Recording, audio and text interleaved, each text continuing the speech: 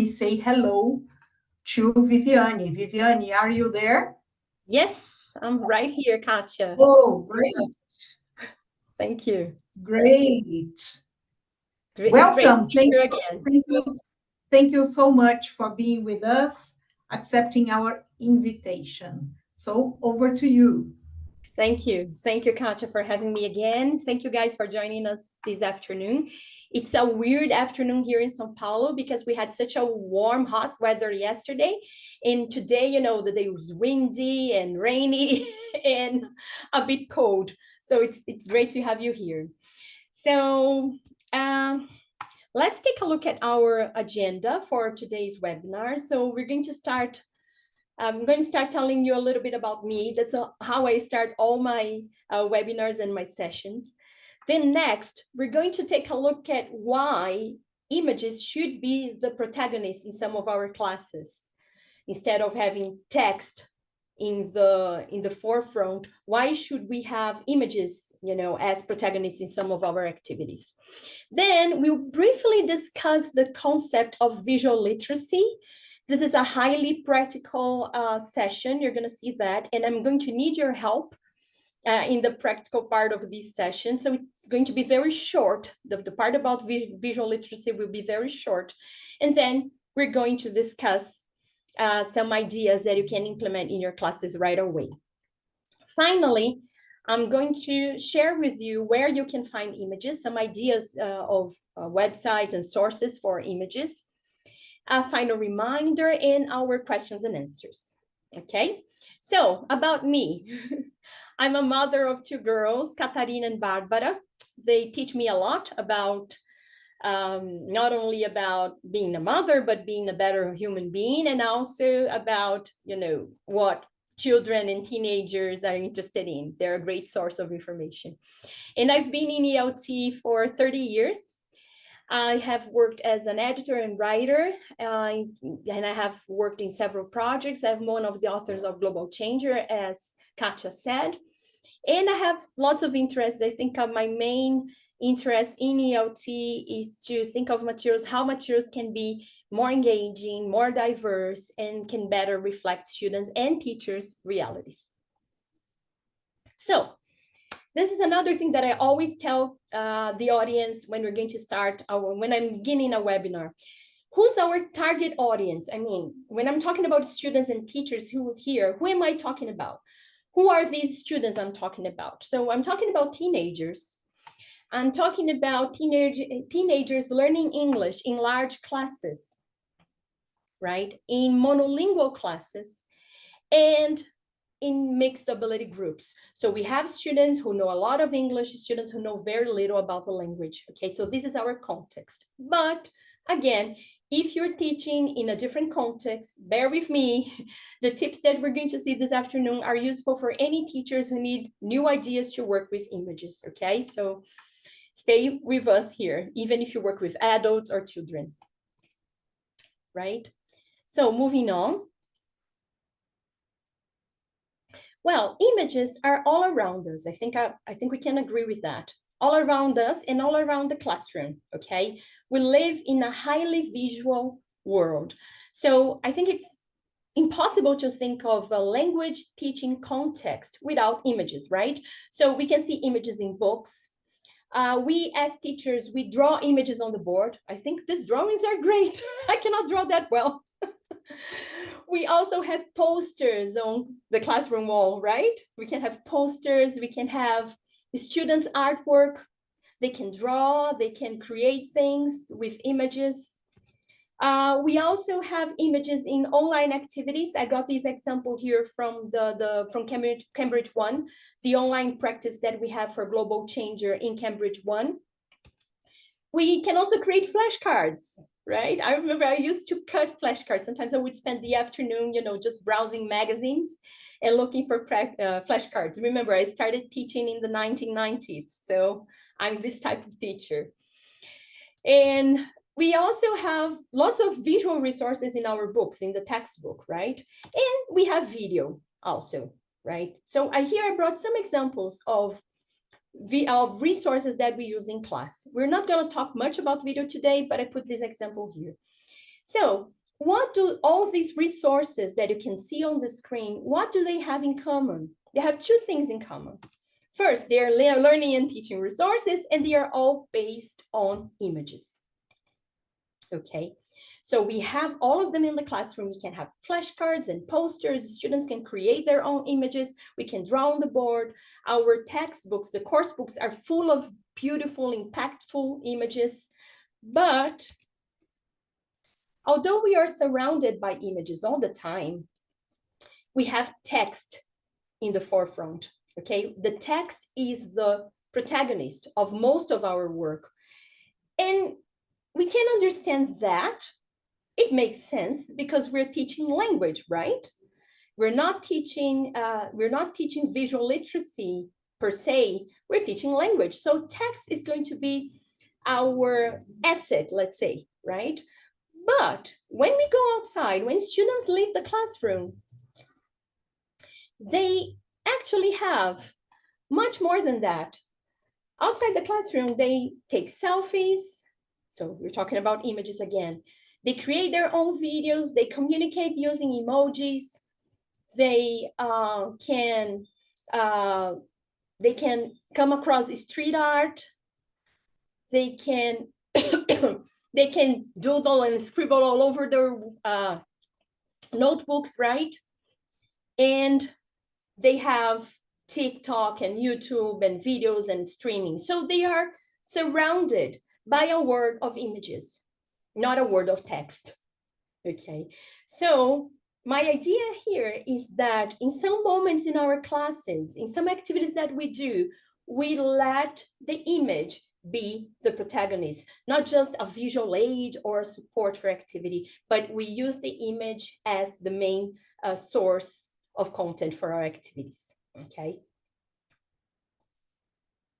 Now, let's talk a little bit about, I found some interesting information. There is this book, Reading Images, The Grammar of Visual Design. This is a classic in visual literacy. The authors are Gunther Kress and Theo van Leeuwen, I think that's how we pronounce his name, from the New London Group. It's interesting because it's not a book for English teachers, but I think it's a book that all of us should read as educators. We can learn a lot from that. And then I got here some extracts from the book, talking about the use of images in educational contexts. So they say, in the early years of schooling, children are constantly encouraged to produce images and to illustrate their written work. So when you go, for example, to pre-primary school, for example, when you go to kindergarten, children draw all the time. And we as teachers, we use images all the time with these students. And then they continue. By the time children are beyond their first 2 years of secondary schooling, so let's say the beginning of ensino fundamental, anos finais here in Brazil, let's say, illustrations have largely disappeared from the children's own texts as well as from the texts produced for them. So we have fewer illustrations in course books. I think you have noticed that. Outside school, however, that's what the idea that I defended in my previous slide, images continue to play a very important role. And we have the thing about the multimodality, the combination of text and images to produce meaning. Newspapers, magazines, and many kinds of books today involve a complex interplay of written text, images, and other graphic elements. If you think of infographics, for example, infographics depend a lot on images or graphs or diagrams or other graphic elements in them. The skill of producing text of this kind, so these texts that are complex, that have this interplay of written language and graphic elements, so this kind of text, however important their role in contemporary society, is not taught in schools. So we want to change that as English teachers, right? In terms of this new visual literacy, education produces illiterates. This is a strong point here they're making. Okay, so I wanted to bring this from Gunther Kress because, you know, his book is a seminal work in the field of visual literacy. But what is visual literacy? Let's take a look at simple definition here. There are several definitions. Some of them are very short, others are very long, but I found one that I think it's suitable for this webinar. So when you're talking about visual literacy, we are discussing a set of skills that enables people to find, interpret, evaluate, use, and create images. I love this thing about using and creating images, because students should be also image and content creators. This is much more common nowadays. Think of all these TikTok videos your students create at school or at home, right? So everyone can be a content creator nowadays. So, but we need to develop the skills to help our students.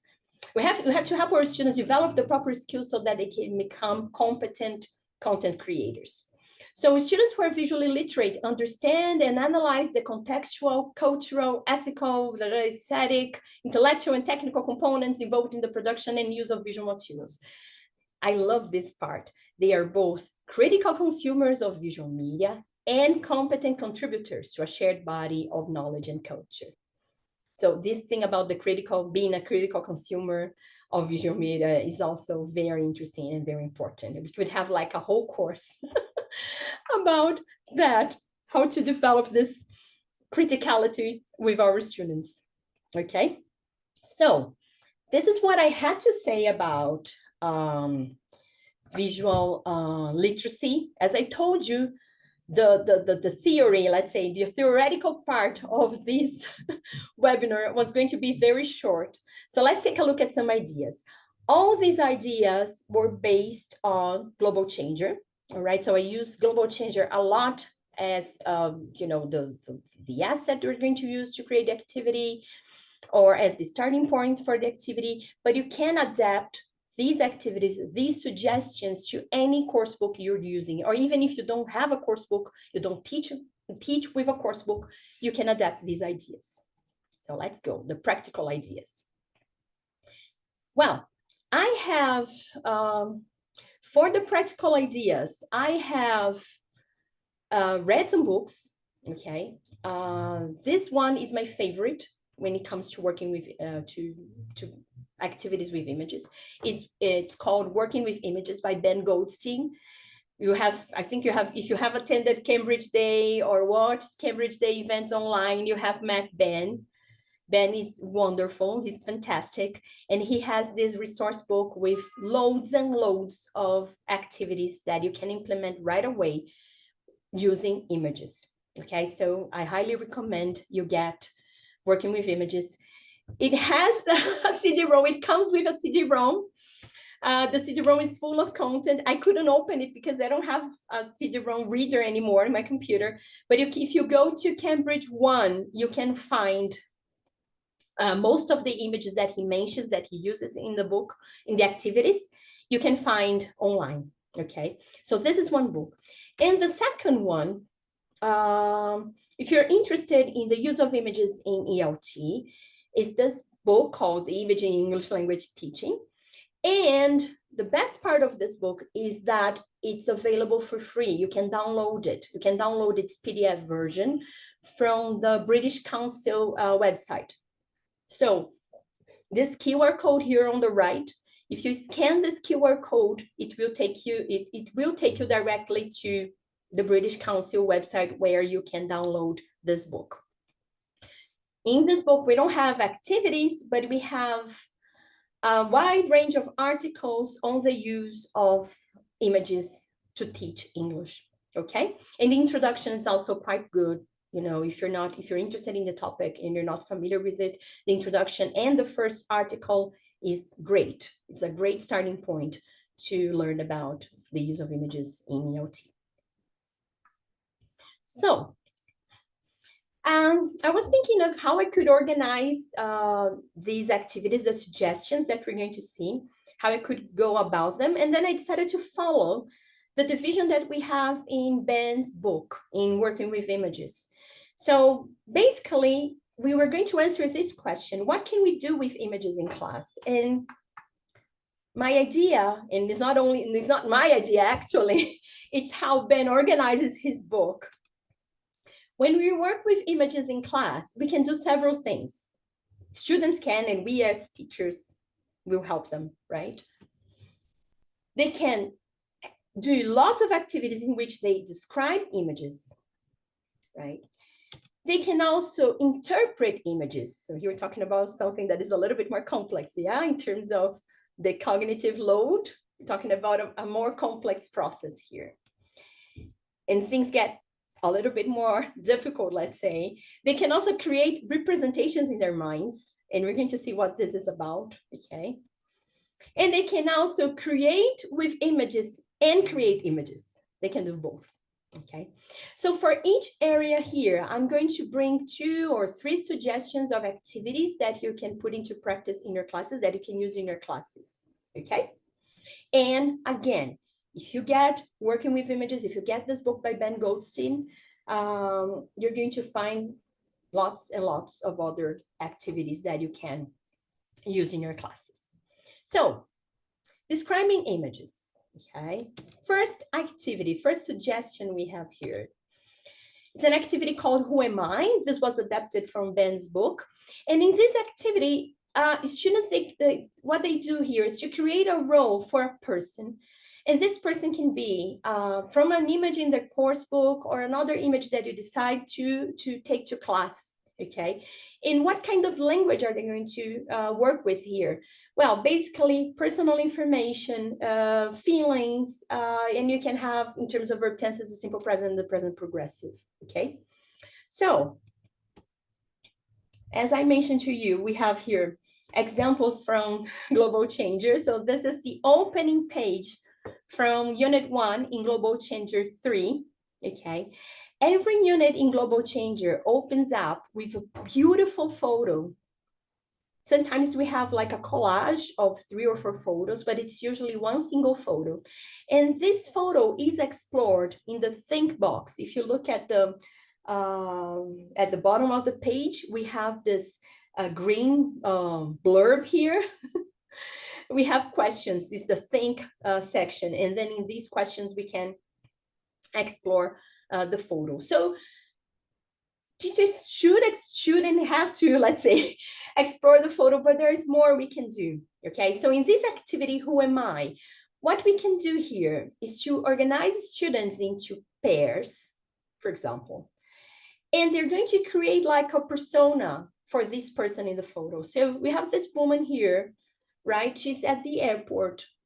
She has a suitcase. We can see part of the suitcase here. So we can encourage students to answer some questions, okay? So for example, what's my name? Where am I? Some questions are obvious. For example, what's my name? They will have to invent this name, a name for this person. Where am I? Well, you are at an airport. Why am I here? What's happening? Why am I here? Am I going to travel?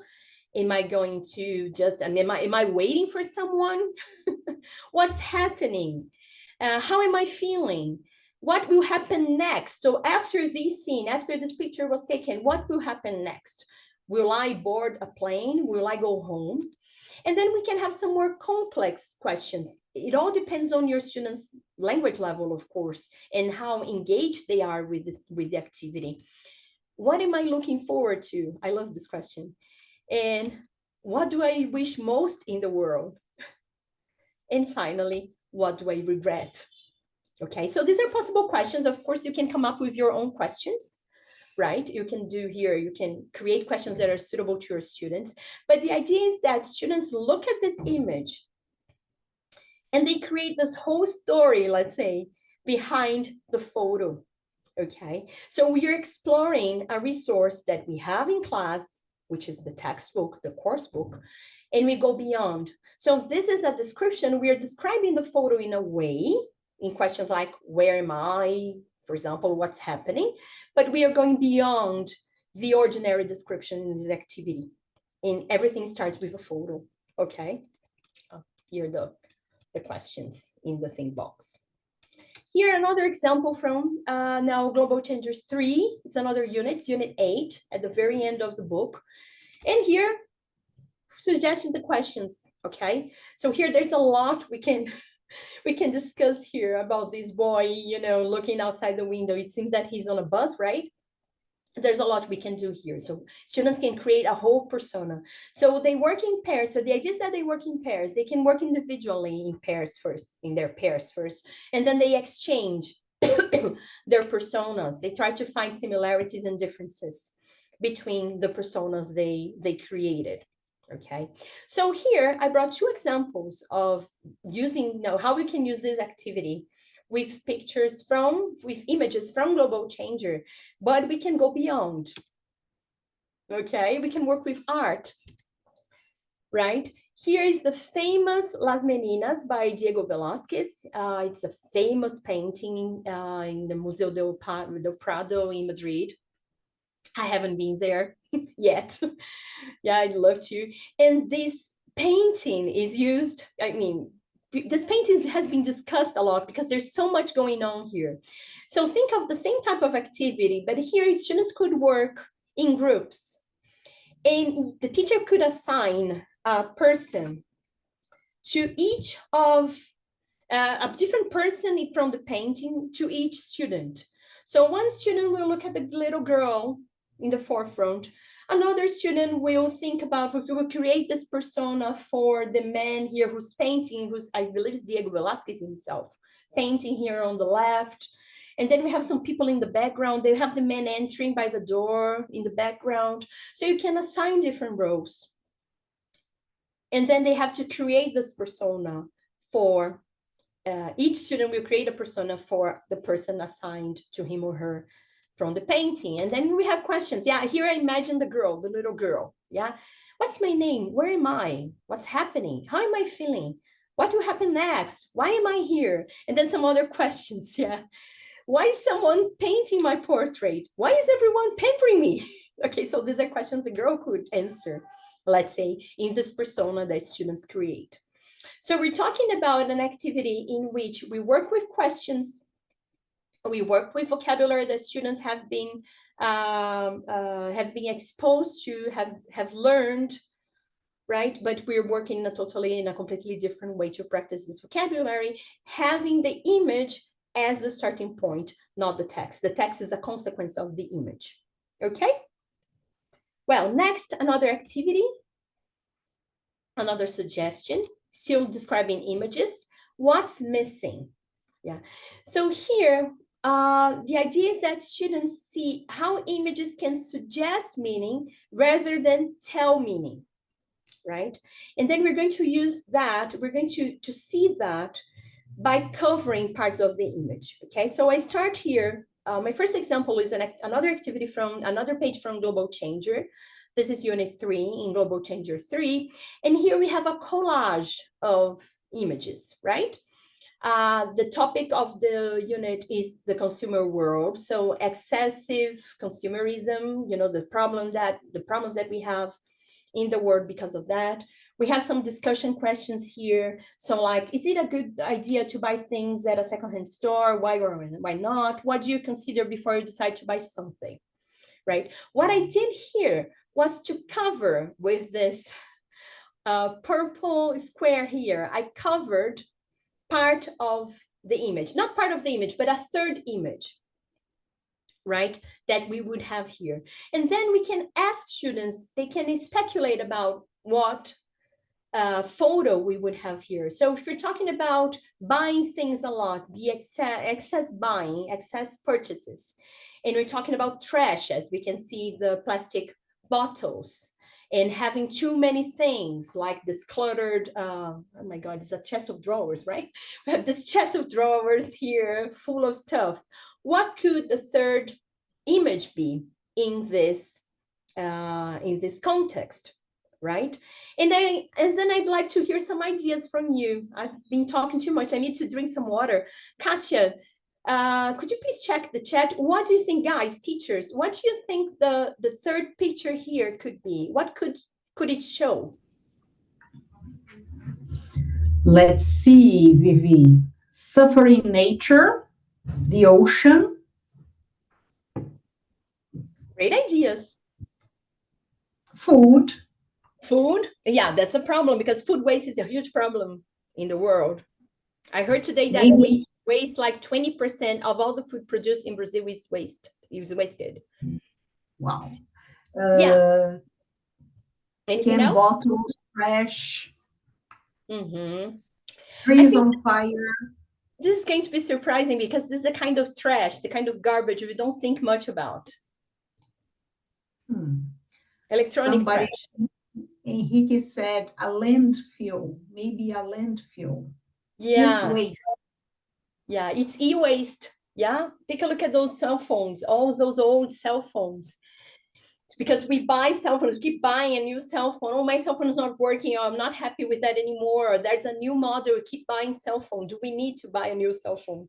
Right. So here we can have this great discussion. You see, the participants came up with great ideas in the chat. In a few seconds, we could carry out this activity in the classroom and ask students what's missing from the picture, right?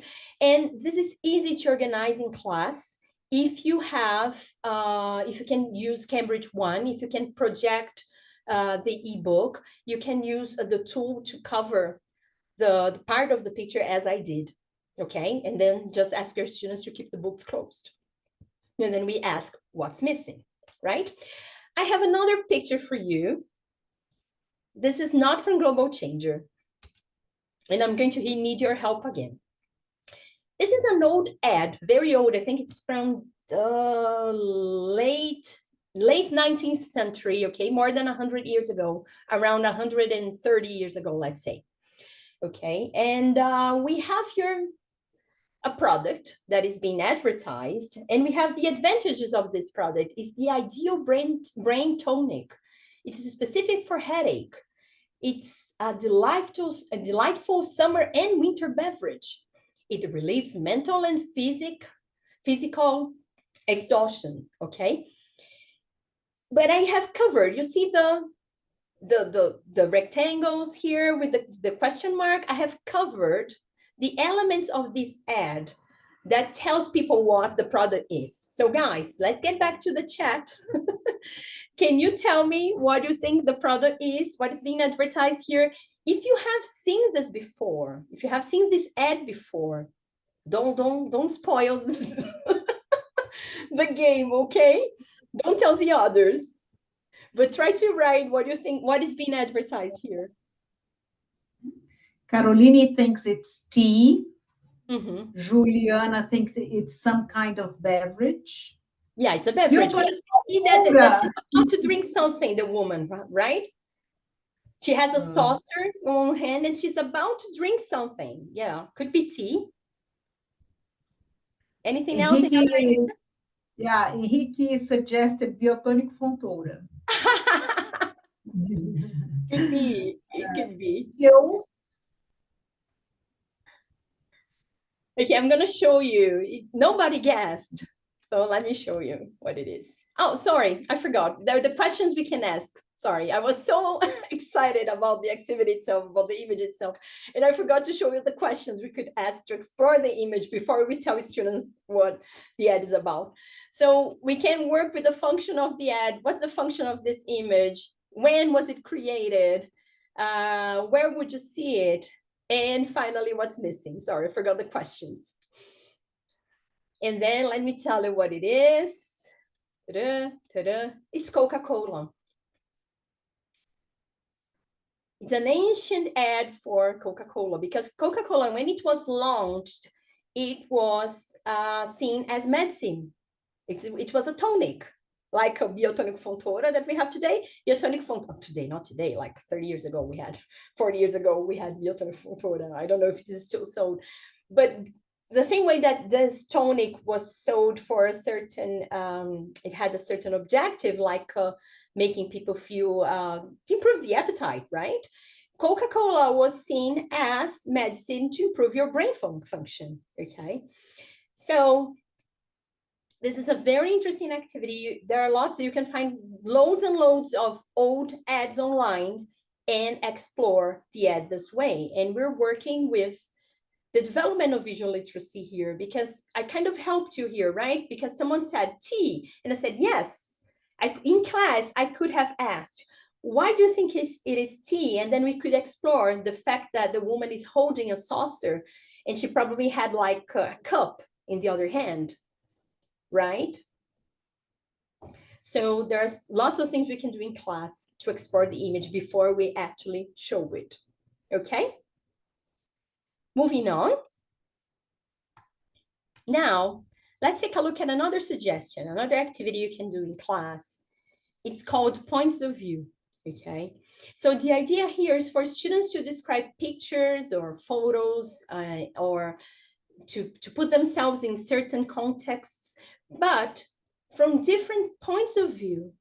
And the idea is to help them understand that images, pictures, they are open to multiple interpretations. And we're going to work a lot here with descriptive language. I think this activity is so important when we're working with teenagers because, you know, this is from my experience as a teacher and as a mother. Teenagers have issues with putting themselves in other people's shoes. I think this is something they have to learn. I mean, children as well. We start teaching that to children, to students when they're children, to our kids when they're younger, right? But they have this problem with empathy of putting themselves in other people's shoes. So let me show you how the activity can work. Here, another opening page from Global Changer. This is level 1, okay? So the idea here is to show this image, to ask students, you can explore the image, ask basic questions like where was this picture taken, this and that. But then you have to imagine the passenger that's looking through this window, okay? So the question is, what are the people looking through the window thinking about? And then we have to imagine students, the idea is that students imagine themselves as different people.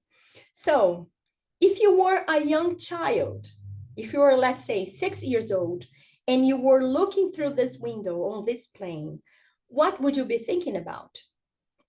What if you were an older person? What if, I don't know, the young child's grandma or grandpa? What would you be thinking about? What if you were a flight attendant? Oh, it's just another day at work. Yeah, what if you were a flight attendant looking through this window on the plane? And what if you were afraid of flying? Right? So we can explore here this context in so many different ways, and of course that you can come up with other people. These are 4 people I thought of, 4 people that could be on this plane and think of very different things while looking through the window, right? I'm going to show you another example, but now with a historical photo, okay? This is a photo of the Eiffel Tower while it was being built. It's the second stage in the construction. Also another photo from the end of the 19th century. Okay, and then we have the question again.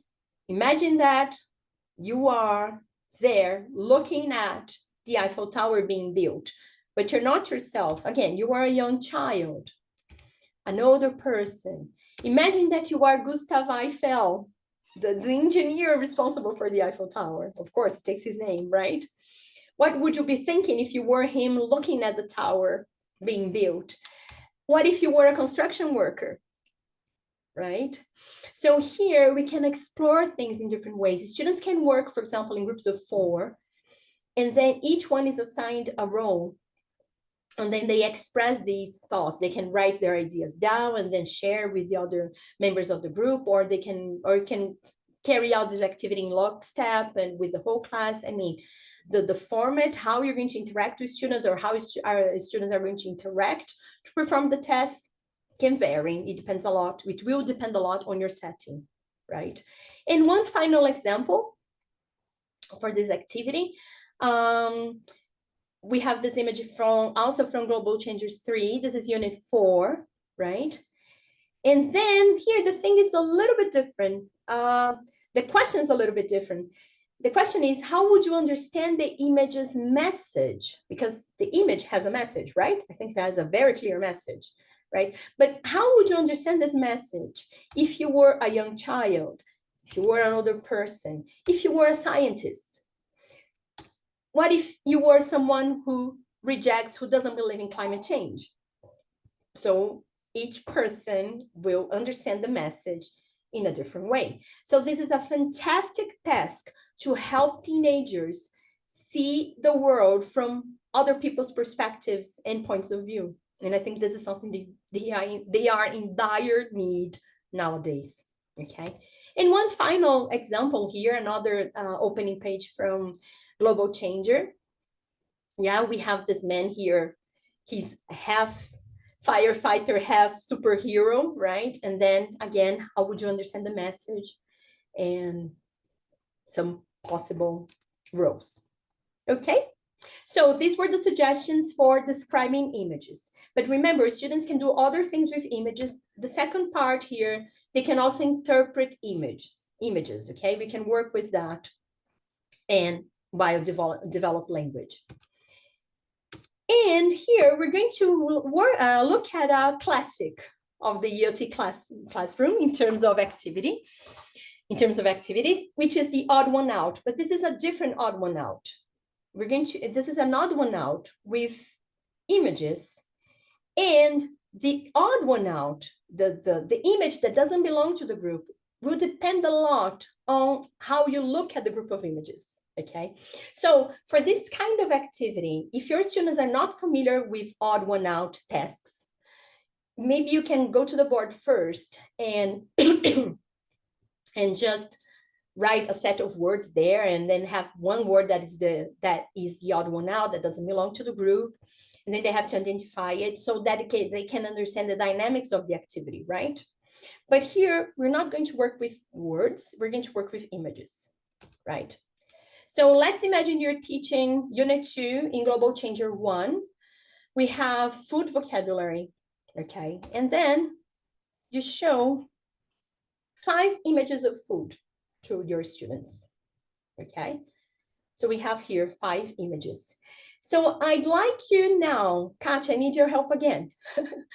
And so teachers, I'd like you to type in the chat window the image that you think to be the odd one out, the one that doesn't belong, but you have to explain why. You have to justify it. Mm-hmm.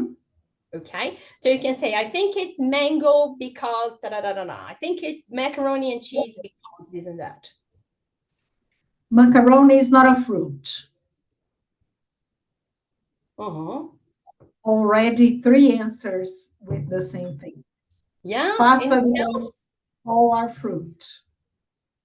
Well, this is a way of looking. I think this is the most obvious answer, but we can have some other things here, right? So macaroni and cheese, right? Yeah. It's one of them. Pasta, but you can also say, students could also say that the mandarin doesn't belong to the group because it's not yellow. The mandarin is orange. In terms of color, for example, if you're strictly looking at the images, if you're looking at colors, students could also say the banana is the odd one out because it starts with letter B. Here we're working with the words, not the images, but it's an idea. Students could also say the banana is the odd one out because all the others are ready to be eaten and I have to peel the banana. For example, macaroni, Jane said macaroni is salty. It's not, let me see here, macaroni is salty. It's not savory. It's savory, it's not sweet. Yeah, and the others, so you see, there's the interesting thing about this kind of activity is to create it in a way that you don't have just one answer. Good. Okay. And you exercise your creative thinking, right? Exactly. You exercise creative thinking. You exercise, you promote visual literacy in class because students have to analyze the pictures. They have to create connections. They have to find differences. So this is a great way to work with images here, right? And we're still in the vocabulary of the unit, okay? So I'm sure that if we stayed here, we would find other possibilities, other things we could do. Absolutely. Now, moving on, another suggestion, and I think you're going to find loads and loads of pictures to work with this activity. Still talking about interpreting images. We have this activity also for Ben's book, What Does the Bag Say?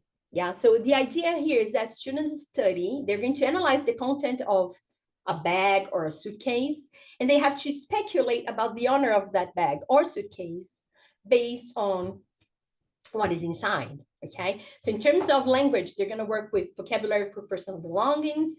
You can work with adjectives for personality traits and models of speculation, right?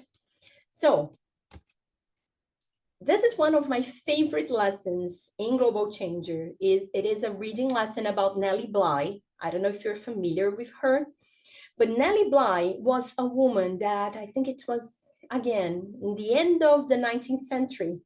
She traveled the world in less than 80 days. So probably you have heard of Julio Verne's famous book, Around the World in 80 Days.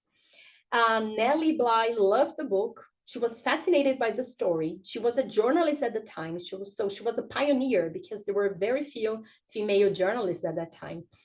So she convinced her boss to allow her to travel around the world. And she said she would make this trip in less than 80 days. And she actually did it.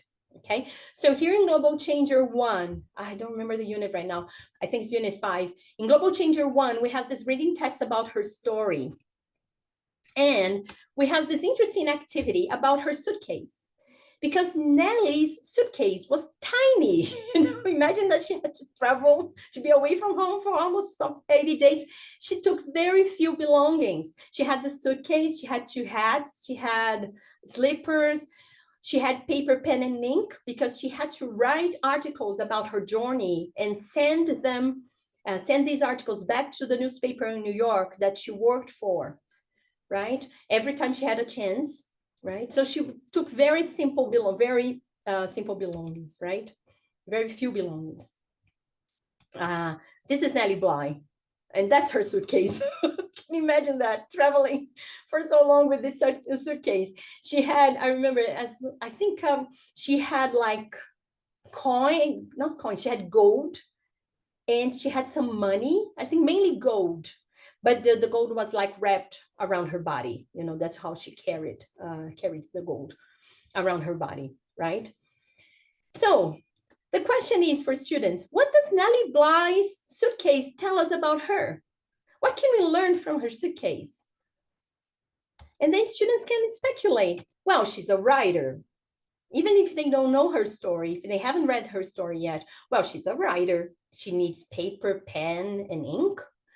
Oh, she's a very practical woman, okay? A student can say, oh, she worries about sunburns because she's taking 2 hats. For example, oh, she's a light traveler. Okay, so we can speculate a lot. If you go online, you can find lots of, we don't have a photo of the actual suitcase, but we have like illustrations with all the belongings. There were other things, okay? Not only these things here in the activity, in her suitcase, there were other things. But we can speculate a lot from a picture, from a photo, right? And then, oops. Sorry, the photos here now. We had the questions first. So here I got this photo of the suitcase. You can find them, loads of them in image banks. And we're going to talk about the image sources in a few minutes. So what does the suitcase tell us about its owner? Well, the owner is a man. He's taking a watch, so the watch must be important to him. He likes reading. I can see 3 books in the suitcase, and he loves plaid shirts. Okay, and here I have 2 other photos of suitcases, okay, that you can use and can explore, right, in classes. So it's easy to find these photos. Now, moving on. Students can also create representations, okay? And we're going to talk about these representations. So we can have activities in which students create visual representations based on photos or based on their own imagination. So the first activity here is questions to a portrait. This is very similar to Who Am I, right?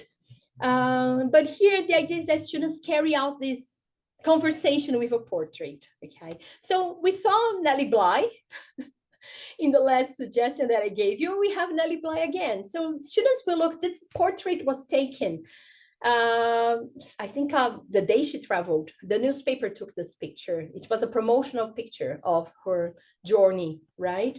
So Students can imagine that you're going to interview her. So they can ask questions like, what's your name? How old are you? Where are you going? What's in your bag? How are you feeling? Are you waiting for someone? Because you're looking like you're waiting for a person to come, to arrive.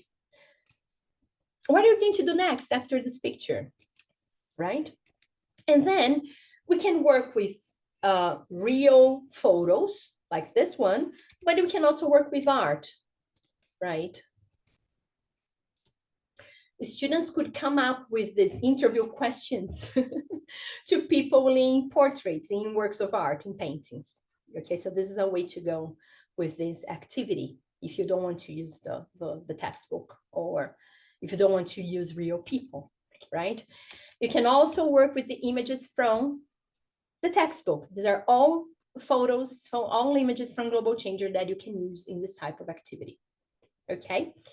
Moving on, another example, an activity in which students create representations based on images. Photo associations. This is tricky. I like that. And it's great for creative thinking as well.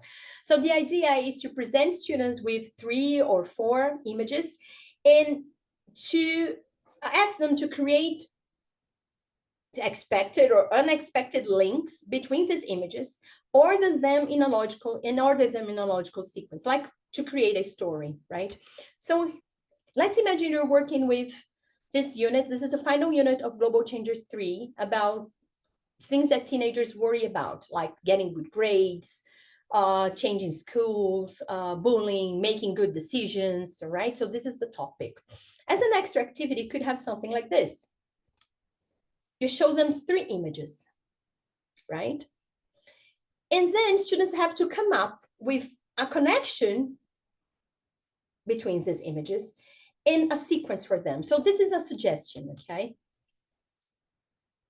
This is how these pictures could be, these photos could be organized. And then you create this story, right? So the story here, let's imagine that the boy in the photo is Lucas. His name is Lucas, right? So students could say, he's worried about studying and getting good grades so that he can make good choices. Yeah, the second photo, the idea of making choices.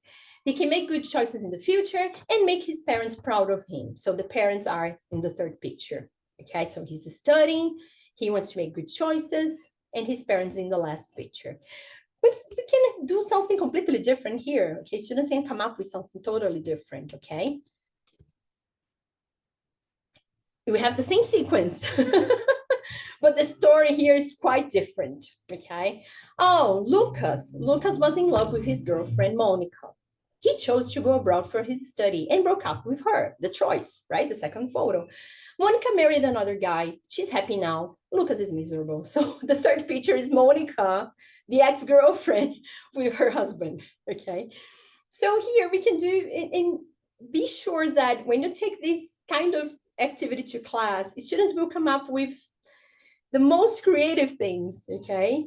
And they are building connections and working on critical thinking and creative thinking as well, okay? Now, finally, I'm running out of time as usual. Students can create images and create with images, okay? This is the 4th part of Ben Goldstein's book. So here we have one suggestion, one activity from the book. Is called visual biographies. Yeah, so the idea is that students they're going to create for themselves a life timeline with milestones. So you have to explain the concept of milestones, and they're going to use symbols, they're going to use pictures, but they cannot be, the idea here is not to be too direct. Okay, you have to be more subtle in your picture choice, in the choice of photos here. So here's my timeline, okay? So I started with this picture of a baby sticking the tongue, because that's what I did. This is like a family tale that when my grandma went to the hospital to visit me, I stuck my tongue to her, right? So this is something that everybody in the family talks about, that I did that to my grandma, okay? So this is something related to a milestone. I was born, right? And then for 1980, I chose Woody Woodpecker. Was he my favorite cartoon character? Not really. I chose him because I went to school. This is a milestone, going to school. I went to Recanto Infantil Pica-Pau Amarelo, and there was a picture of Woody Woodpecker in my uniform. So this is important to me. So this is a milestone. The milestone is going to school, right? Then I have the BMX that I got from Santa Claus when I was 8. Okay, so this is a bike. This is a bit more obvious, right? And this is a shortwave radio. And I chose this to symbolize this milestone here, to indicate this milestone, which is when I started to study English.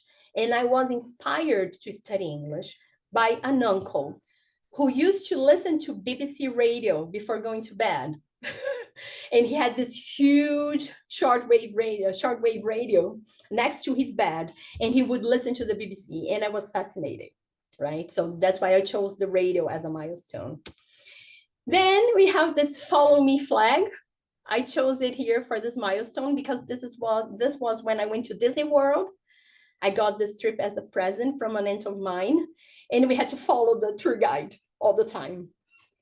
And finally here, I have the Puerto Rican flag because in 1994, I traveled to Puerto Rico. I was an exchange student there for 1 year. So you see, it's not the typical timeline, right? Because I chose images and symbols that are important to me, and they're not clear at all. Maybe the bike is more obvious, but they're not clear at all for people who are looking at it. So you can have, students can ask questions in the simple past. What happened here? Why did you choose this photo or this symbol? And ask follow-up questions. Did you enjoy your trip to Disney World?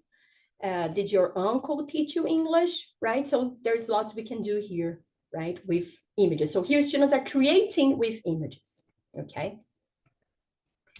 Another suggestion, now to create with images, the idea here is to get old ads and to ask students to recreate those ads. They can recreate those ads by shooting a picture of that ad, shooting a video, or drawing, whatever they want. Okay, so if you're working in with this unit, for example, that has to do with excess consumption, for example, with consumerism, you can bring the ad. Oh, here is the Coca-Cola ad again, right? And then students can be, the task here for students would be to recreate the ad. So there are some questions we need to answer here. How could we recreate this ad? Are we going to have the same poster? Would we use the same colors? Would these pastel colors be attractive nowadays? We already have the red for Coca-Cola. The red is old, right? The color red is there for Coca-Cola. Would the setting and the composition of the image be the same? Would we have this woman sitting now, like about to drink a can of Coca-Cola, for example? Should students choose another way to advertise this product, something like this? Forget about this poster. There's nothing we can do with this poster. We have to come up with something totally new. We need a TikTok video with people dancing to advertise the product, for example. Okay, so they start from the image and they have to create a whole new set of images if we're talking about video, or a whole new image if they continue to work with a poster, for example. Okay, so this was the last suggestion. Bear with me. Now the question, the magic question. Oh, but Viviane, where can I find these images to use in my classes? Let me tell you one thing. I would say that there are lots of images in this presentation, right? I would say that 95% of these images that I use in this presentation are free of copyright. And I did that on purpose because I wanted to show you that it's possible to work with images without paying for them and without breaking any copyright laws. Okay, so some suggestions for you where you can find these images. First of all, your course book. Okay, I've shown you those beautiful images that we have in Global Changer. Also, student created images. You can ask students to take photos, to Bring things to class. For example, in Ben's book, that activity, what's in the bag? Remember the one about the suitcase? He took a picture of his suitcase. We have a picture of his bag, right? So we can ask you can ask students to take photos and bring photos to class. You can go to Wikimedia Commons, right? Just be careful that not everything that is in Wikimedia Commons can be used for free. There are some rules. You can use Canva. There are lots of images there. And you can use FreePic. FreePic is an image bank, right? And I think most of the photos that I used in this presentation were taken from FreePic, and you just choose the free option, and then we have marvelous pictures. You have to be careful with copyright laws because, for example, and I got this example here, works of art, most works of art, the classic, most famous works of art, they are free of copyright. You can use them the way you want. That's why we have so many versions of the Mona Lisa nowadays, for example, right? So the work of art itself is one thing, like the painting you see on the top of the page. But, for example, a photo that someone took from the Mona Lisa during a visit to the Louvre might not be free to use, okay? So that's why I brought both images, just to show you this, this care that we need to have when working with images, okay? Now, finally, my final message, as usual. I love this message. I always finish my webinars with them, with this one. Yeah, so if we teach today's students as we taught yesterday's, we will rob them of tomorrow. This is almost 100 years old, I guess, but it's still true. And we have my references and bibliography. Okay. And my final slide with my contacts. My contacts, please ignore this QR code. This is from the previous webinar. Sorry, I forgot to delete it. Okay. No worries. Question and answers. Thank you so much, Vivi, for this awesome presentation. Lots of positive feedback. People just loving the suggestions that you brought today. I had a great time preparing this presentation. You know, I wanted to get, you know, to enter a classroom and test all of them.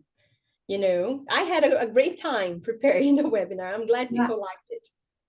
Let me see if we have any questions. Any questions to Vivi, teachers? Please don't be shy. What would you say is your favorite activity, Vivi, out of so many that you have shared? Oh my God. Pick one. I think I really liked the one in which students have to put themselves in other people's shoes. Right. You know, then what would you be thinking if you were, because I think that it's challenging for them. It can be uncomfortable for them. But I think it's so important nowadays, because this is something I see here at home, you know, how difficult it is, how empathy is something that must be taught. Totally agree with you. I'm pasting now in our chat a link to our next webinar, next Thursday with Teresa Sequia. Let me check again if any questions arrived. Not today, Vivi. We are running out of time. Yes. Some people just sent a message saying that had to teach probably at 6. So they had to teach. Sorry, guys. One person, Maura, is asking to go back one slide to get your contact again, Vivi. Yes, you can follow me in social media. I'm pretty active on Instagram and LinkedIn. And so you can follow me. Just ignore the QR code. Sorry, this is from the previous webinar. I forgot to delete it. I was so worried about the photos and everything, and I forgot. I left the QR code here. No worries. Let me just share now the link to the feedback form. Okay. From which they can get their certificates. Perfect. So I think teachers are still in awe thinking, digestion, all the ideas that you brought today. Thank you so much for this creative and well-prepared presentation. You Thank you, shared a Kat. lot, and I'm sure teachers are going to take these ideas to their classrooms very Perfect. soon. So Perfect. here we have the QR code for our next webinar next week, talking about the little ones next week, the very young learners. We thank you a lot for coming. Thanks for your participation in the chat. Please do join us in all the webinars we promote. Thank you so much, Vivi, once again. A pleasure Thank being you. with you. It was great being here again. Bye-bye. Take care, everyone. Bye-bye. Bye.